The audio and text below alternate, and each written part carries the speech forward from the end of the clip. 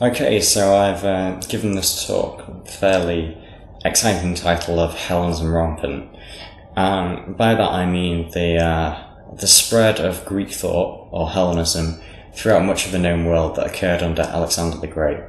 Now, even though this is primarily dealing with philosophy as a series, I think it's important to discuss this because, firstly, it led to the obsolescence of the city-state, which was kind of key to early Greek thought, as I outlined in my discussion of Plato's Republic. And second, it also led to the incorporation of Persian mysticism and Eastern mysticism, which became important in later philosophies. So we'll get on to the start of our story of Alexander the Great. Now, Alexander the Great was the pupil of Aristotle, as I outlined in the previous episode, but his main claim to fame is not being a philosopher, it's being a general, and a damn good general at that. He was born into a family that was very militant. His father, King Philip II of Macedon, beat Athens and Thebes, which were the large Greek city-states at the time, and formed a Hellenic league with the defeated states and many of the remaining states, with the exception of Sparta, to defeat the Persians, who were the big scary regional power next door. For as long as Persia existed, mainland Greece would not necessarily be safe. Now, things weren't particularly well between Philip II and Alexander. Alexander was only half Macedonian, so there were questions over whether he would inherit, and Philip was slightly paranoid of his ambitious son, perhaps rightly so, because Philip II was assassinated by his own bodyguard Pausanias. Shortly afterwards, Alexander was declared the supreme general of the Macedonians at the tender age of 20, and also hegemon of the Hellenic League, which was going to go and invade Persia. So Alexander set off to invade Persia. He had one very big thing in his favour, that is the form of the sarissa, or the Greek pike, which was 6 meters long compared to the Persians, whose longest pike was 2 meters long. So the Greeks had superior weaponry. They were also well trained, and Alexander, in addition to all this, was a truly great general.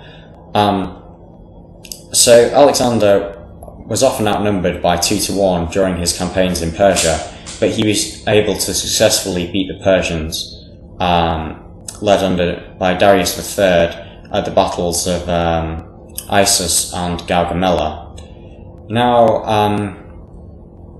Alexander would go on to become in effect, the successor to Darius III, and there's quite an interesting story about him on his travels in Persia.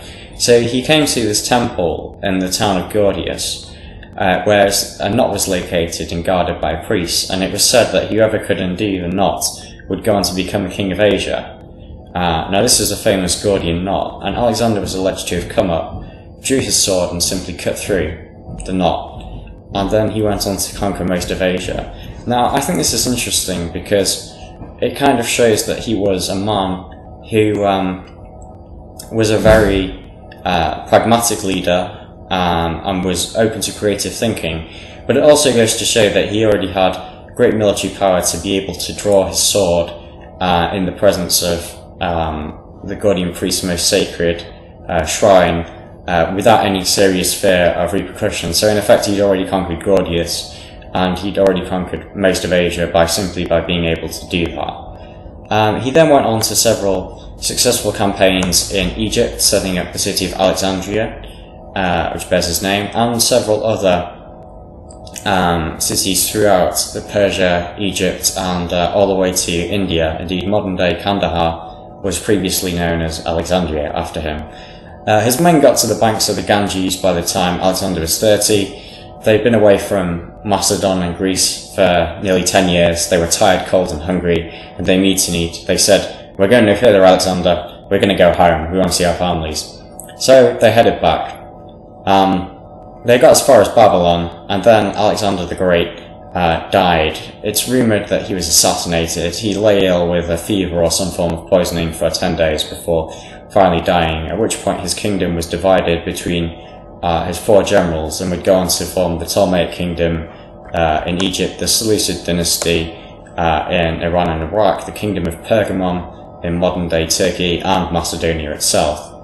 Now, Alexander had spread many key ideas of Greek thought throughout the known world at the time. Firstly, the Greek language of Koine Greek, which meant that Greek philosophy could be read in many different countries.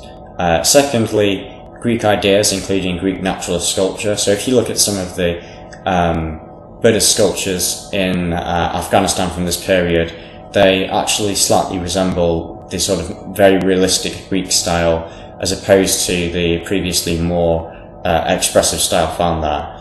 And there'd also been the exporting of several Greek philosophical ideas, including that the earth was spherical. So this transmission of Hellenic thought, in one sense,